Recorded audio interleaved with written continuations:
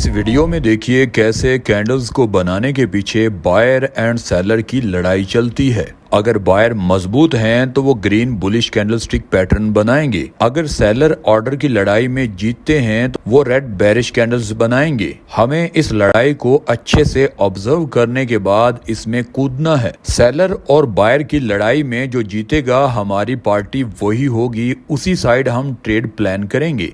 Candlestick pattern को सीख कर ट्रेड लेने का सबसे बड़ा फायदा ये है कि आप मार्केट के ट्रैप से बच जाते हैं। आज हम सीखेंगे top bullish reversal candlestick pattern. सबसे पहले बात करते हैं डार्क क्लाउड कवर पैटर्न की। इसकी ज्यादा लोग बात नहीं करते मगर ये बहुत इंपॉर्टेंट पैटर्न है। डार्क क्लाउड कवर पैटर्न में दो कैंडल्स होती हैं, एक ग्रीन बुलिश कैंडल और दूसरी रेड बेरिश कैंडल होती है। मार्केट जब अप ट्रेंड में हो पहले एक ग्रीन कैंडल बनती है जो कि रेजिस्टेंस एरिया के नीचे क्लोज हो जाती है। उसके बाद एक स्ट्रॉन्ग रेड कैंडल बनती है। इसका मतलब ये होता है कि मार्केट रिवर्स हो रही है। रेड कैंडल जब रेजिस्टेंस एरिया पर बनती है तो इसको देखते हुए सेलर और ज्यादा ऑर्डर सेल में लगाते हैं। बायर बहुत कमजोर हो चुके हैं, ज्यादा कंट्रोल सेलर का ही मार्केट में अब है। ये याद रखें, अगर इस रेड कैंडल की क्लोजिंग ग्रीन कैंडल की बॉडी के 50% बॉडी साइज से नीचे होती है तभी ये dark cloud cover pattern consider किया जाएगा। अगर नेक्स्ट रेड कैंडल इन दोनों कैंडल्स के लो को ब्रेक कर देती है तो ये कंफर्म कर देती है कि अब मार्केट नीचे जा सकती है। आप रेजिस्टेंस एरिया के थोड़ा ऊपर स्टॉप लॉस रखकर सेल में एंट्री ले सकते हैं। अब बात करते हैं पैरिसिंग लाइन पैटर्न। इस पैटर्न में भी दो कैंडल्स बनती हैं, जिसमें पहली एक रेड बेरिश कैंडल बनती है जबकि दूसरी एक स्ट्रॉन्ग ग्रीन बुलिश कैंडल बनती है। मार्केट जब डाउन ट्रेंड में होता है और सपोर्ट एरिया के पास ये रेड कैंडल बनती है तो नेक्स्ट कैंडल रेड की बजाय अब ग्रीन बुलिश बनती है। यानी यहाँ पर बायर मजबूत हैं और सेलर अपना अपना प्रॉफिट इस सपोर्ट एरिया पर बुक करके निकल चुके हैं। ग्रीन कैंडल को देखते हुए और बायर इसमें ऑर्डर लगाते हैं, यानी मार्केट रिवर्स हो चुकी है। ये याद रखें, ग्रीन कैंडल की क्लोजिंग रेड कैंडल के 50% से ऊपर होनी चाहिए, तभी ये पैरिसिंग लाइन पैटर्न कंसीडर किया जाएगा और ये वैलिड माना जाएगा। नेक्स्ट ग्रीन कैंडल अगर इस रेड कैंडल के हाई को ब्रेक कर देती है तो आप सपोर्ट एरिया के थोड़ा नीचे अपना स्टॉप लॉस रख कर बाय में परफेक्ट एंट्री ले सकते हैं। आपका रिस्क रिवॉर्ड 1:2 या 1:3 तक का हो सकता है। अब बात करते हैं 3 इनसाइड अप पैटर्न के बारे में। 3 इनसाइड अप पैटर्न में 3 कैंडल्स बनती हैं, जिसमें एक रेड बेरिश कैंडल और 2 ग्रीन बुलिश कैंडल।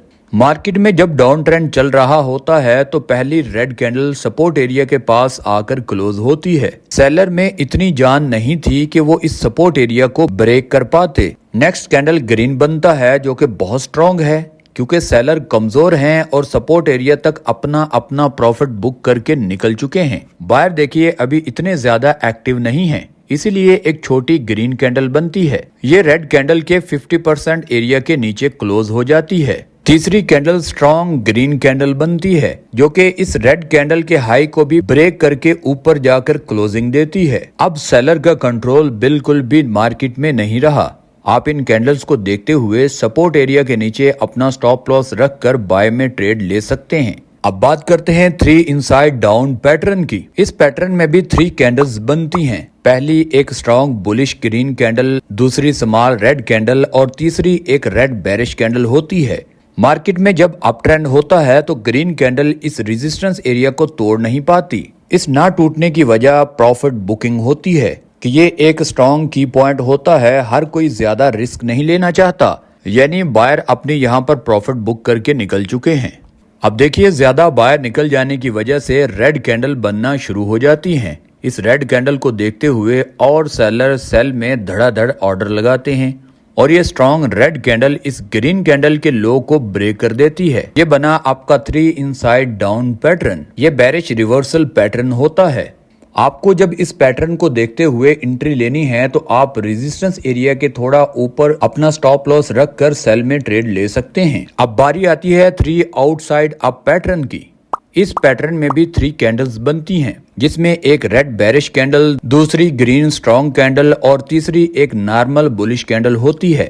जब मार्केट डाउन ट्रेंड में हो तो छोटी सी रेड कैंडल सपोर्ट एरिया पर बनती है। सेलर की कमजोरी को देखते हुए सपोर्ट एरिया पर बायर हैवी हो जाते हैं और एक स्ट्रॉन्ग बुलिश ग्रीन कैंडल बना देते हैं। इस कैंडल को देखते हुए बाकी बायर भी कूद जाते हैं और नेक्स्ट कैंडल भी ग्रीन बना देते हैं। तीसरी ग्रीन कैंडल जब पहली ग्रीन कैंडल के हाई को ब्रेक कर देगी तो आप बाय में ट्रेड ले सकते हैं। आपका स्टॉप लॉस सपोर्ट एरिया पर होगा या फिर अगर तीसरी ग्रीन कैंडल काफी बड़ी बन जाती है तो आप उसके नीचे भी अपना स्टॉप लॉस रख सकते हैं, मगर ज्यादा सेव आपका स्टॉप लॉस और रेजिस्टेंस एरिया वाला ही होगा।